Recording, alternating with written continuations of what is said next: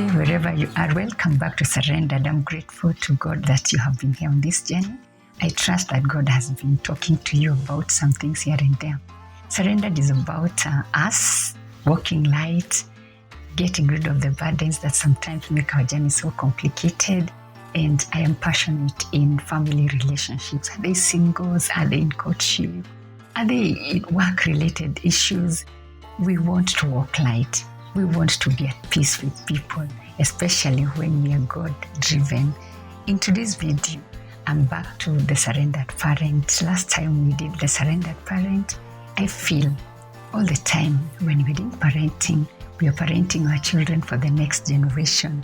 I want to talk about a topic that is a bit delicate. I'm not sure whether it is always comfortable to talk about this topic, but you have visited a couple with a child or a mom with a child, and by the fact that you're watching here, you may be the parent. And since this is the surrendered parent, I want to bring you to the notice that you observed some things. When a mom has a new child, everything in the world stops and the attention is on the child, especially the first few weeks, maybe the first 1, 2, 3 months thereabout, because the child is so dependent on the mom. Even when you visit, you'll notice the attention. The mom might be talking to you, but don't get deceived. They don't lose a moment. When the baby has breastfed and they want to pose it, they don't lose a moment because that's a newborn baby. And for all good reasons, we have waited on God and a baby has come. So where else is our attention supposed to be? You'll notice when the baby is about to turn, the mom is there. If the mom was talking to you, you have to put a comma because a baby is in the house. That is correct, because if that baby is not given attention, the baby is delicate. The life of that baby depends entirely on the attention that the parents will give. But I want to talk about another baby. I would like us to have an honest conversation about a new baby in your house, a new baby perhaps in my house. We will be talking about setting boundaries with our technology.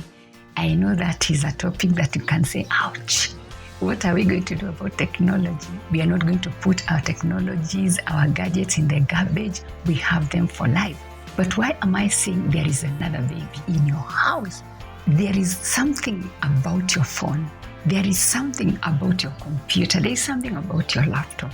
There's something about technology that if you went outside your house without it, for most of you, you might be in much trouble. You will be fidgety, and actually, the easiest thing to do is to go back for it. In comparison to maybe if you forgot your siblings' item in the house, or if you're married, if you forgot your husband or your wife's item in the house, it's easier for you to say, we will work with it tomorrow. If you have ever forgotten your phone, maybe you can comment and say, if you have forgotten your phone at home, if you managed to have a peaceful day, if you didn't think about your phone, or if you went back for it, or if you just felt like, I just do away with phone. Phones are just a disturbance. I don't need them. I will pick up my phone in the evening. I'm willing to bet a very, very small number will fall into the last statement. Then, if you have a phone at home, and this is real, you'll go to your house, and in most homes, you will find everybody in their corner. The father is there, if there is the man of the house, in his phone. The mom is cooking, and if a phone call comes, mothers are multitaskers. A phone call comes, she'll pick. If there's a message, she will read it, and she's cooking. Maybe every child has a phone. Phones are a blessing, but sometimes I wonder, where are we headed? Because in my own house, sometimes I am on my gadget, and my son is on his gadget, and my daughter is on his gadget. So the phone, which is supposed to be a blessing, it ends up being a catalyst for being away from each other. Today, I would like to tell you as a parent that there is a question that you must ask yourself. Is the technology in your house bringing you together as a family, or is it pushing you away from one another? I am not an expert in parenting, but I am making my efforts every day, trusting God to help me, because I've seen I've seen where this technology thing is taking us. If you're in your house and you have bought all these phones, your son has one and your daughter has one, they didn't buy, you bought them. So you had the power to buy the phones. So what would you have done the day you bought it? Set the rules. How are we going to use these phones? Because anyway, all of you were not dead before the phones came. How are we going to be using these tools in this house? To this video, I first want to address you and I, because you're in your house. And when you're having a family meeting, did you notice how your phone is always near you, near your lap, lest somebody calls? It's like you're always expecting somebody to call. Maybe when you're having dinner or lunch, the phones are always either somewhere near the dining table or not so far from where you're having the one meal that is supposed to bring you together with your children. The phone is not far. How about when you go to bed? Is your phone away from your bedside or near your bedside or even outside your bedroom? Or at least, do you switch off your phone when you're going to bed? Okay, how about when you're having even prayers in your house, you think someone is searching for a Bible verse, but they're actually answering a message that came. The phones, the gadgets, they have taken our personal space in our homes, and we are no longer like you're in a house, but you're not together. We are not getting rid of technology, not anytime soon. If anything, we are getting closer to getting rid of every other thing except technology. So you are this parent. God has given you children, or a child for that matter. And this child is a big blessing, because I'm a strong believer that the child that you have, my favorite Bible verse, Psalms 127, they're a gift to you. They are an inheritance from God to you. And your role is to steward them. Your role is to parent them. Your role is to bring them up in such a way that after some time they're out of your hands and you will launch them into the world where you will be absent. But the question here is, are you a good example? If the telephone becomes the next baby, that even your child is talking to you, but actually you're not giving them attention because you have a phone and your child sees right through your eyes. So the question today is, are you an example that your child can copy? Can your child surely say, when my mother is doing and clearing her mails or whatever she does on phone, when I appear in her space, she can put her gadget away from me? That's not an easy question, because it's a journey. I've been learning it day and night personally.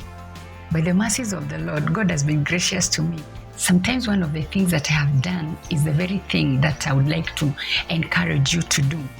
I've not made it fully, but I am intentional on it. That when any of my children is talking to me and I am on phone, I intentionally put my phone away and I talk to them. I've fallen here and there once in a while, but the moment I realize I am not giving them attention, I actually put the phone away. The other thing that I do, this one, I just think it's just by the miraculous mercies of God. I have repeatedly said, when I forget my phone, I will not go back for it. It is so tough. My phone is my office. My phone is where I make networks. My phone is where I have most of my things. But once in a while, I have forgotten my phone. And I have no. In fact, I've been asked by my husband, can we go back for it? And I tell him, no, I'll survive. How has my day been when my phone is at home? Miserable sometimes, but it has been a journey. And I've realized if I can stay away from my phone, I can be more productive in many other areas. So watch out as a parent. If you want to put boundaries on your child, you must know yourself first. Are you able to put boundaries for yourself? Are you able to set boundaries that you can keep? Boundaries that can be emulated? When we bought phones for them, it wasn't easy, so I'm saying it's by the grace of God. We set rules, we set boundaries, and we told them, up to a particular time, you will have your phone. After that, all phones must be put in one particular place. And it wasn't easy at first, but once your child learns that this phone I can actually do without it after some time. They were okay. I was talking to one of them and he told me at a particular time of the night, he has no use for the phone because something in him tells him it's time to put my phone on the table. So as a parent, try to be disciplined. Make effort to be an example.